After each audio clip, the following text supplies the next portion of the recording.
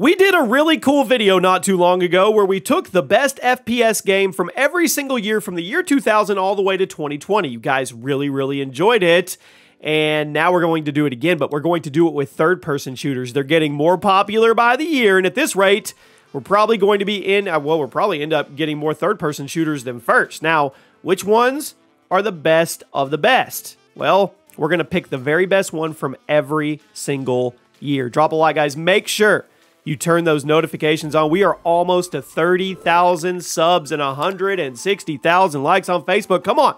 Team Chaos is growing Chaos Gaming. I truly appreciate all of you. So we kick things off at the year 2000. Let's go with MDK2. Now, this is an old BioWare game that I bet a ton of you have never heard of. It's a sci-fi shooter. You play as a group of people trying to fight back against an alien invasion, but the gameplay is actually more complex than the usual alien shoot-'em-ups.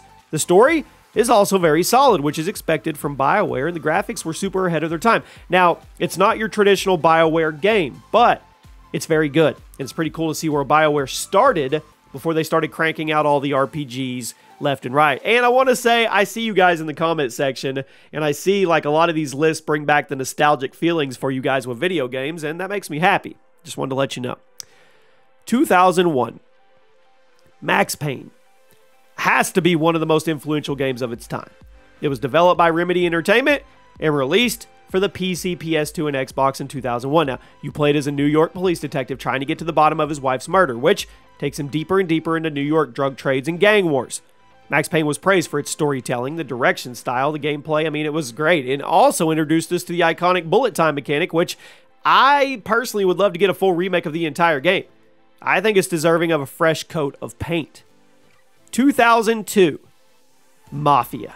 Just, you sound cool. You feel cool when you say Mafia. It always has kind of lived in the shadow of Grand Theft Auto, but it's good. Released in 2002 for the PS2, Xbox, and PC, it was an open-world game set in the 20s during Prohibition. You followed a mobster and his crime family, and the storytelling and realism, it was good. It was a huge influence on open-world games of the early 2000s. This was back when 3D open-world games were brand new to video games, and it was a good genre. Yeah, I mean, it was awesome. I think we were kind of spoiled back in the day, to be honest with you. 2003. Max Payne 2. Now, it's rare to get a sequel that improves upon the previous title in every possible way. It's the same with a movie. Max Payne 2, that was once again developed by Remedy Entertainment, but this time Rockstar was publishing, and you can definitely tell Rockstar's influence.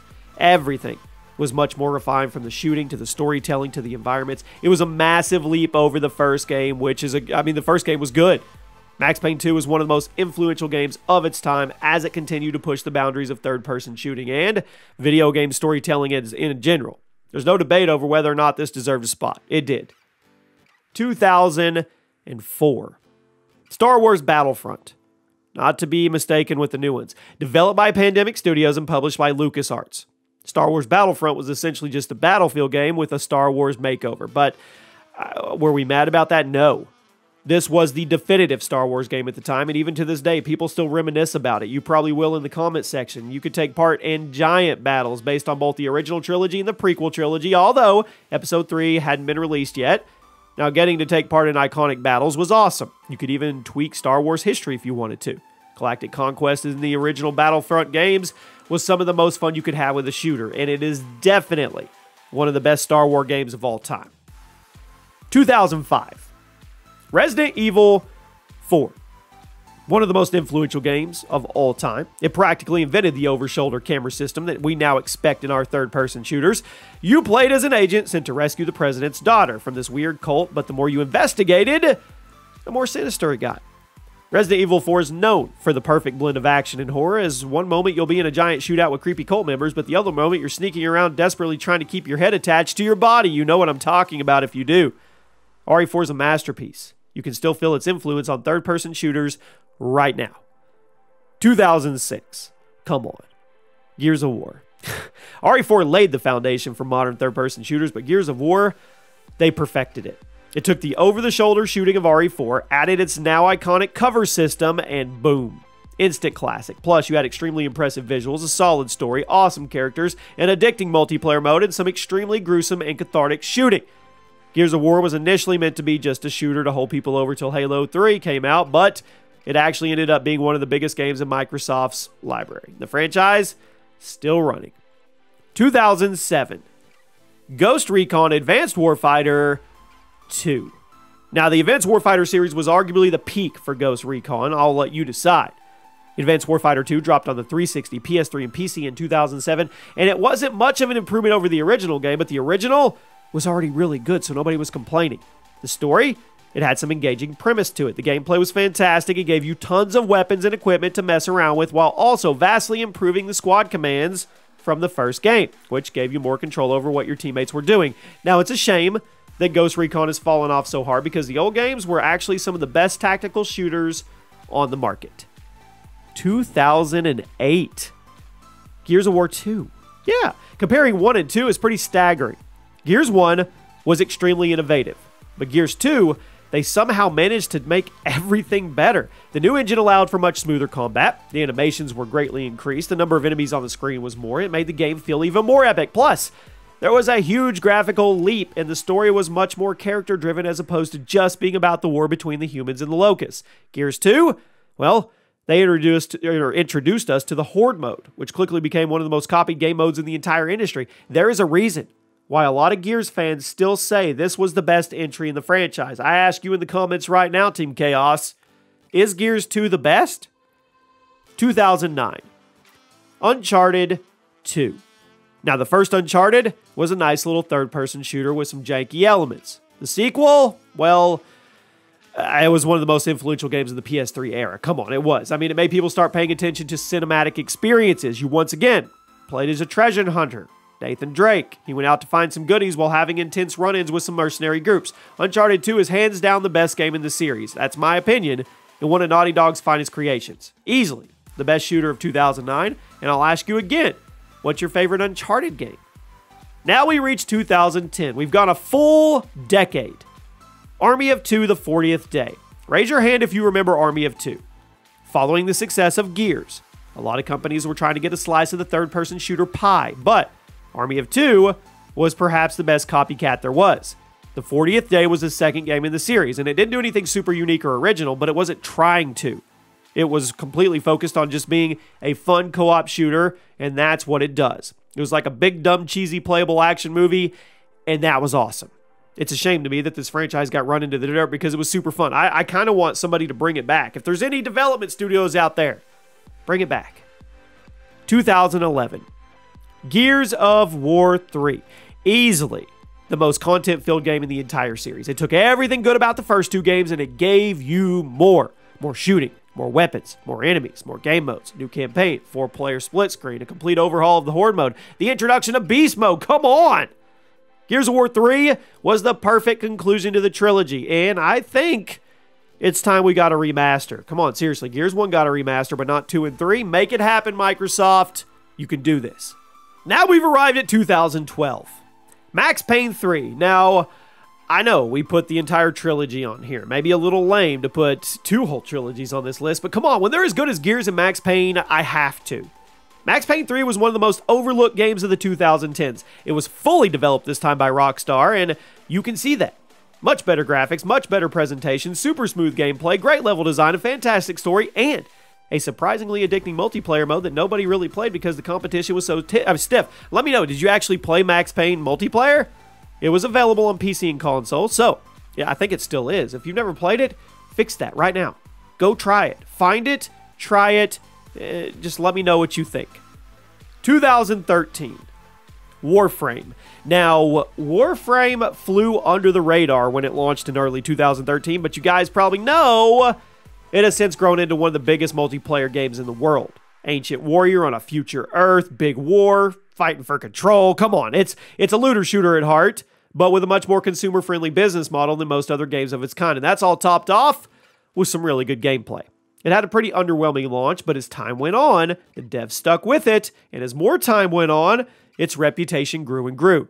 It is now, in 2021, one of the most popular looter shooters in the world, and it's not hard to see why. How many hours do you have engaged with Warframe? 2014. Sunset Overdrive. This game flew so far under the radar when it first launched, but Just like Warframe, it has now become more popular. It was an Xbox One exclusive released in late 2018, developed by none other than Insomniac Games. You played as a dude trying to fight back against an evil corporation that accidentally starts a mutant outbreak after releasing a poisoned energy drink. It's all about movement, combat, keeping a fast pace as you zip around the map and blow enemies away with ridiculous weaponry. Now, the game flew under the radar when it was released, like I said, which maybe that was poor marketing. I don't know. But after its re-release on PC in 2018, well, it now has a cult following. It's fun. And if you passed on it before, I highly encourage you to give it a shot. No, this is not a sponsored video. 2015, Rise of the Tomb Raider. Now, the rebooted Tomb Raider series has been on a pretty good run overall. Rise of the Tomb Raider, it launched in January of 2015. It kept the ball rolling with better visuals, more landscapes, more exploration, and a little bit of refined shooting. I mean, it's a bit more action-oriented than the previous titles, which I'm okay with. And when the action is good, it's good. I think Rise of the Tomb Raider is a solid game. I really, really do. I think it was the best we got for third-person shooters in 2015. 2016. Uncharted 4. The long-awaited conclusion to the Nathan Drake saga. It wrapped everything up with a nice little bow, and it's still one of the best PS4 exclusives until it's ported to PC, that is, that we know. The levels of Uncharted 4, they were bigger. There was more exploration, and some fans, they were on the fence about it, but others loved it. Plus, you still had the trademark shooting and cinematic set pieces that the franchise is known for. Who's ready for the Uncharted movie with Tom Holland? Uncharted 4 was a great way to wrap up the series that nobody actually expected to be good or as good as it actually was. 2017, Splatoon 2. Now, Nintendo making third-person shooters is something I never thought I'd be talking about, but here we have Splatoon 2. Unlike most other shooters, it's less about a player-versus-player combat scenario, more about territory control, which is what gave it its unique spin compared to other games in the genre. I think there's even competitive Splatoon, isn't there? It refined the mechanics to the first game. It added a ton of additional content, and Nintendo has, they've been funding, yeah, I'm pretty sure there's Splatoon esports. Fact check me, guys. I never thought I'd talk about that, but I think there is. I'm kind of excited to see Splatoon 3, honestly. 2018, Shadow of the Tomb Raider. Now the conclusion to the new Tomb Raider trilogy, this one, it had you trying to stop the Mayan apocalypse, which is cool, while also doing battle with a militia group attempting to hunt you down.